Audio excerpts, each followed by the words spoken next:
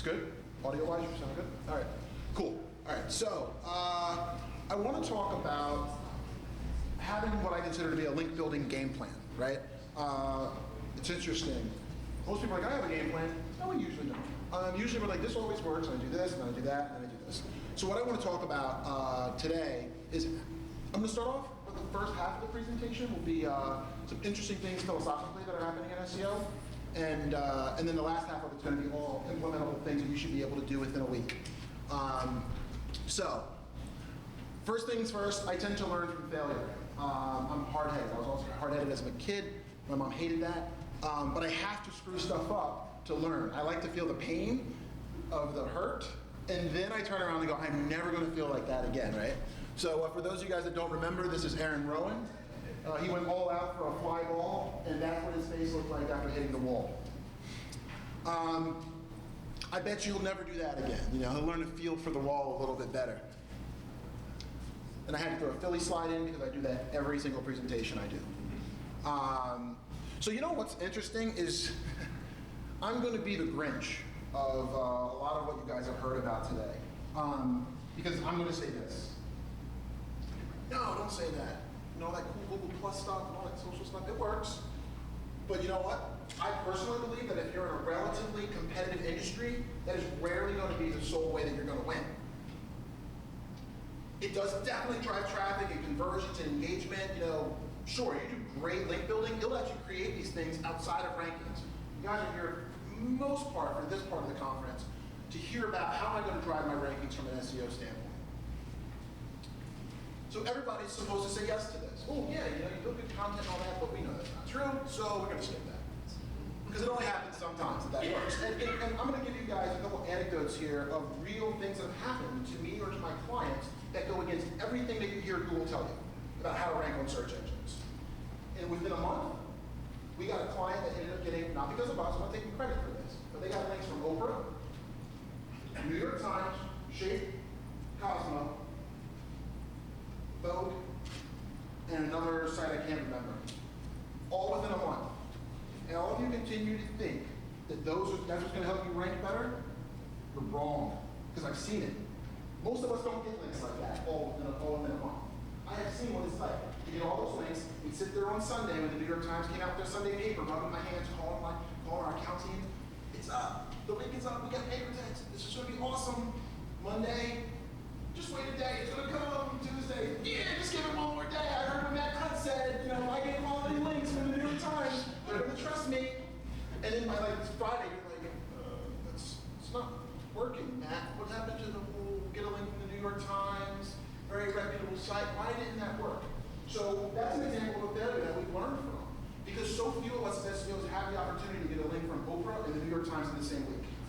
And to have that do nothing for you and watch your rankings actually go down the week after that is really discouraging. And that's why I want to, you know, when I share stories like that, that actually happened to one of our clients, right? So I like to be able to explain that because it's so rare that people hear that. So yes, I am here to tell you that if you get a link from the New York Times, it is more than likely not going to do squat for your business unless it's a homepage link. Because the way that publishers, you know, page 1 of 6, 2 of 6, 3 of 6, it destroys all the link value that it passes. And I was under the impression that even the connection from the New York Times would be enough to show Google that you're reputable. Wrong, didn't help, rankings went down. All right, so I got some data. I got some data to prove to you guys that some of the stuff you've heard today from and before, it just ain't true. It's true a little bit, but it's not like, hey, abandon what you're doing today to do some of those tactics. You should incorporate 10, 15% of it. But here's an example. So I have analyzed 7 websites in the SEO space. So they're all SEO agencies, people that offer the service. Blogs, and here's how many of them have had blog posts in the last 12 months that have gotten at least 10 retweets. Notice the pattern here, right? You've seen the 3 at the end. Who in here thinks, so if you worked at Google, would that be one indicator that you might consider would be decent? Let's not have you raise your hand if you agree. Raise your hand if you disagree. Okay. So I guess we're all on the same page there. Also, I only have about a half hour, so if somebody can try to keep me a little close to time, I'll miss my flight talking about this stuff. Percentage of links with a page authority over 40. See an interesting pattern there. What about that? Anybody here disagree that getting links from sites that have high page authority or domain authority might be a good way to build a search engine algorithm? Anybody disagree with that? Good.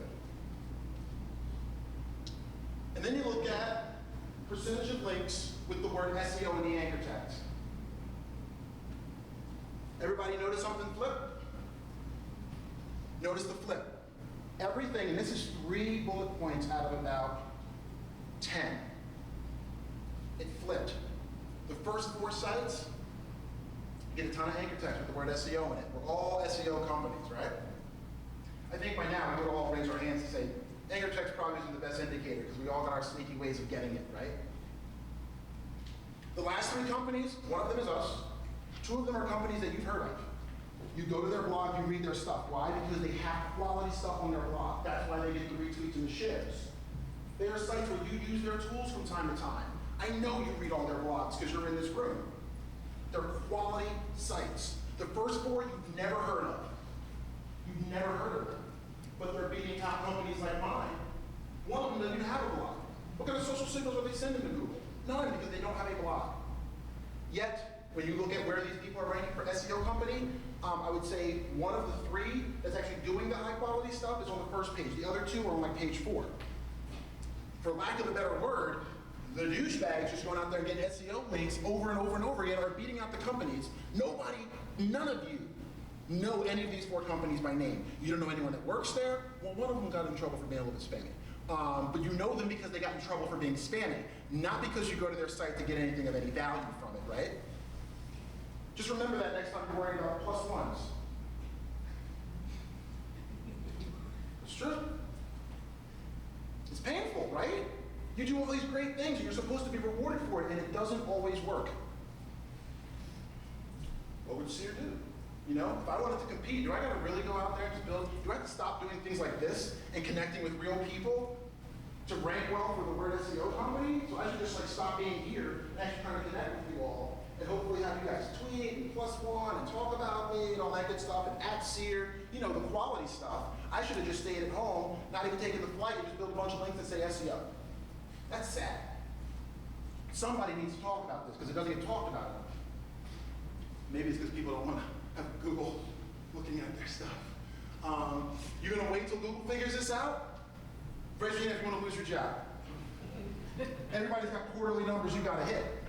You can't go, well, Google's going to figure it out someday. Yeah, someday, nobody's boss is waiting for someday. My clients aren't waiting for someday. Someday Google's going to reward us for doing all this cool plus one stuff. It won't be around long enough for it to happen. I got more proof to show you why. Google has owned FeedBurner for 5 years. FeedBurner's been around for 9 years. They have 9 years worth of data that tells them things like, oh, the Seer blog gets a lot of subscribers. Ooh, the SEO Gadget blog gets a lot of subscriptions. It gets a lot of links. We pioneered PageRank, so we know how to value links. 9 years of data is sitting in Google's data warehouse about links, links, but also how many people are subscribing to your feed. How many people pull that feed? 9 years of it. Does it affect anything that deals with rankings? No. Because half the people not ranking us don't even have a blog. One blog post in 2010, hasn't posted since. They're smoking us for the word SEO company. Awesome. Google Reader data. Google Reader data. Look at this. Google has seen me reading. I've read 77,736 items since September 1st of 2006.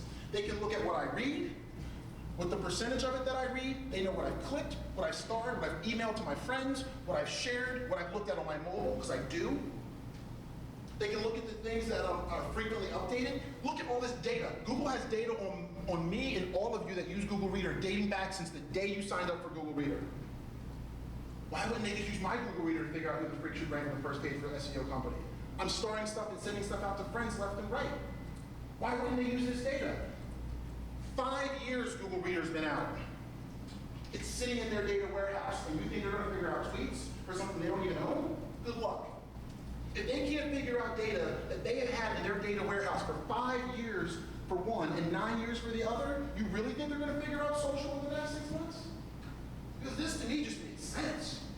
Find people who appear to be in SEO, look at what they read. What are the blogs they always have to go back to?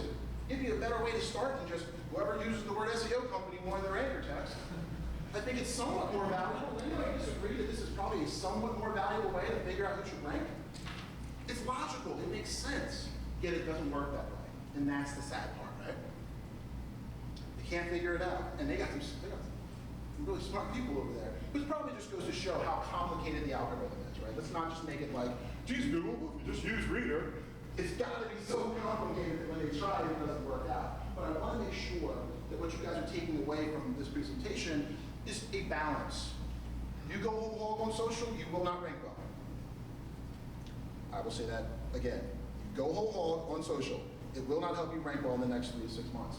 My bet, I've been doing SEO every day of my life, 13 years. I graduated school in 99 and went right to an SEO agency. My bet is 5 years. 3 to 5 years. 3 if we're lucky. My gut is 5. Maybe in 3 years Google will figure it out. Now yes, Google will show your friends that +1 did. I don't tend to believe it really affects the rankings all that much when I'm not logged in. A couple are in there, sure, but not always. I mean, for competitive stuff, I mean, I think the example Rand showed before was search for like the word like CTR study. Okay, how many of you are trying to rank well for CTR study? I don't know, my clients are trying to rank well for words like tires, you know, things that are really competitive. And when I look at really competitive spaces, that stuff doesn't matter as much because they're not publishers. So your e-commerce clients, they're not publishers. So all that sharing, nobody shares like, ooh, these people, some people do, but I would unfollow them. Ooh, these size 9 Nike, you know, Air Max Zooms are awesome. I don't want that in my Twitter feed, right? So like, think about it though. You know, it's funny, but think about what you're up against, because we're all facing this. And we're all getting people saying, do that, do this. Oh, if you do the +1s. Yeah, did you see how many followers Rand had, how many circles he was in? He was in 16,000. Anyone else in here in 16,000 circles? I didn't think so. So he's going to be able to get some things that none of us normal people can get, because he just flew out of here with his wings. And he's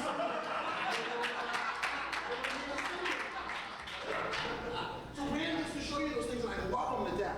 He made me change half his presentation while I was sitting over there because he was showing you guys things I want to show you more of. But like, he's not a good example. Hey, everyone of my 35,000 followers, search for travel blog everywhere. If I do that with my wife's name, God bless her, it ain't showing up in Google suggestions. How long are you going to wait to get those results, though, guys? How long are you going to wait to continue to do these kinds of things just to find out they don't work? It is painful. It is painful when you have a client that gets links from the New York Times and Oprah, and it does nothing for you. And you watch people buying links and blog rolls, kicking your butt. Because deep down, I'm a purist. I'm far from a blackhead. I hate people that pollute the web. But it's just a shame to watch them win. When other people here are trying to do all the high quality stuff. Doesn't mean you shouldn't do it. Because someday Google will figure it out. I'm not going to be on the wrong side the day Google flips that switch. Hey, we finally got social figured out. All you people that are